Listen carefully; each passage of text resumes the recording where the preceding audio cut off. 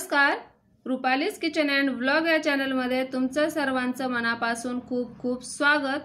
आज मी तुमच्यासाठी एक नवीन रेसिपी घेऊन आली आहे, ती म्हणजे मटर पनीर। एकदम सोप्या पद्धतीने आज आपण बनवणार आहोत, पण त्या अगोदर जर चॅनलला सबस्क्राइब केलं नसेल तर लवकरात लवकर सबस्क्राइब करा।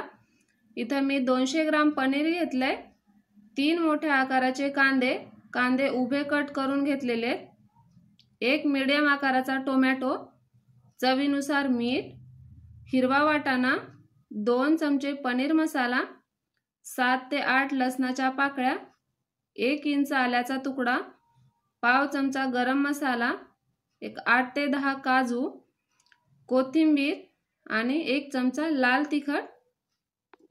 रेसिपीला सुरुवात करूया। इथं कढई गरम करायला ठेवलेली आहे। कढईमध्ये 1 मोठा चमचा तेल घालून घ्यायचे आणि तेल गरम होऊ द्या आणि नंतर यामध्ये आपण उभा कट करून घेतलेला कांदा यामध्ये आपण भाजून घेणार आहोत। तर हा कांदा एकसारखा मिक्स करत आपण लालसर रंगावरती भाजून घेणार आहोत। हा कांदा एक कंटिन्यू मिक्स करत रहा, म्हणजे आपला कांदा कुठेही करपणार नाही आणि एकसारखा असा भाजला जाईल। तर तुम्ही बघू शकता इथे आपला कांदा भाजत आलेला आहे। यामध्ये 7 ते 8 लसणाच्या पाकळ्या आणि 1 इंच आल्याचा तुकडा घालून घ्यायचा आहे आणि 8 ते 10 काजू नसतील तरी चालेल, नाही घातले तरी चालेल। आणि परत हे एकदा 2 ते 3 मिनिटांसाठी आपण मंद आचेवरती फ्राय करून घेणार आहोत। ही रेसिपी एकदम झटपट होणारी आहे, एकदम सोपी आहे।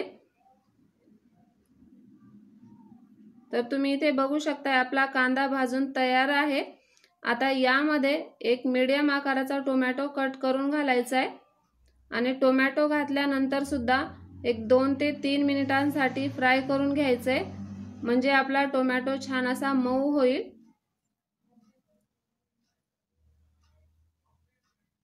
तर ही रेसिपी जेवढी बनवायला सोपी आहे तेवढीच खायला सुद्धा टेस्टी आहे, त्यामुळे नक्की ट्राय करा। मस्त कांदा आपला भाजून तयार झालेला आहे। तर गॅस बंद करूयात आणि हा कांदा टोमॅटो आपण एका ताटात काढून थंड करण्यासाठी ठेवणार आहोत। आता त्याच कढईमध्ये परत 2 ते 3 मोठे चमचे तेल घालून घेणार आहे आणि या तेलामध्ये आपण पनीर फ्राय करून घ्यायचे। तर तेल हलकं गरम झालेलं आहे, यामध्ये हे पनीरचे काप घालून एक 3 ते 4 मिनिटांसाठी फ्राय करून घ्यायचे। पनीर जास्त फ्राय करायचं नाही, जर पनीर जास्त फ्राय केलं तर ते वातड होतं आणि त्याची चव सुद्धा मग चांगली लागत नाही। आणि हे पनीर आपण घरी बनवलेलं आहे। तर तुम्ही बघू शकता इथं पनीर एकदम परफेक्ट तयार झालेलं आहे। याला अजिबात पाणी सुद्धा सुटलेलं नाही, कारण आपण मार्केटमधून जेव्हा पनीर आणतो तेव्हा एखाद वेळेला खूप जास्त असं पाणी सुटतं किंवा पनीरचा चुरा व्हायला सुरुवात होते, पण हे पनीर एकदम परफेक्ट आणि मऊ लुसलुशीत झालेलं आहे। याला अजिबात पाणी सुटलेलं नाही। जर तुम्हाला पनीरची रेसिपी पाहायची असेल तर आपण ती सुद्धा शेअर करूया। तर आपण हा कांदा टोमॅटो मिक्सरवरती बारीक असा वाटून घेतलाय आणि त्याच तेलामध्ये आपण हा मसाला सुद्धा फ्राय करून घेणार आहोत। तर मस्त हे मिश्रण आपल्याला असं एकजीव होईपर्यंत छान असं मिक्स करून घ्यायचंय आणि हा मसाला फ्राय करत असताना याला कंटिन्यू असं ढवळत राहायचंय, अजिबात सोडायचं नाही। जर तुम्ही याला सोडलं तर मग कढईला लागेल आणि ते मसाला करपेल आणि आपली भाजी सुद्धा नंतर करपट लागू शकते। त्यामुळे पनीरची भाजी करताना शक्यतो थोडासा वेळ द्या आणि छान अशी करा। तर यामध्ये चवीनुसार मीठ घालूयात, म्हणजे मसाला लवकर फ्राय होईल।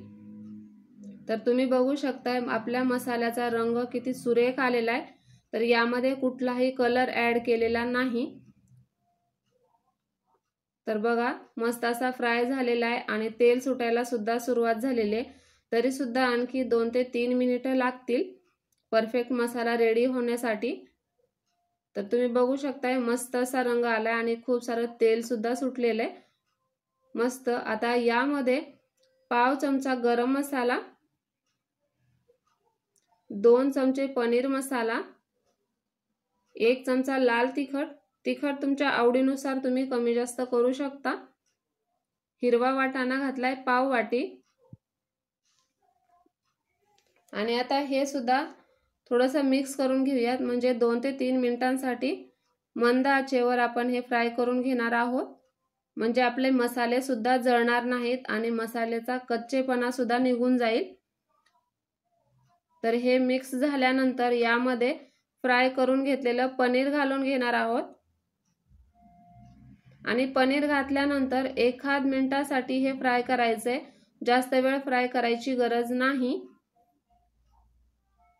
तर हे मिश्रण आपलं तयार आहे। आता यामध्ये आपण गरम पाणी घालून घेणार आहोत।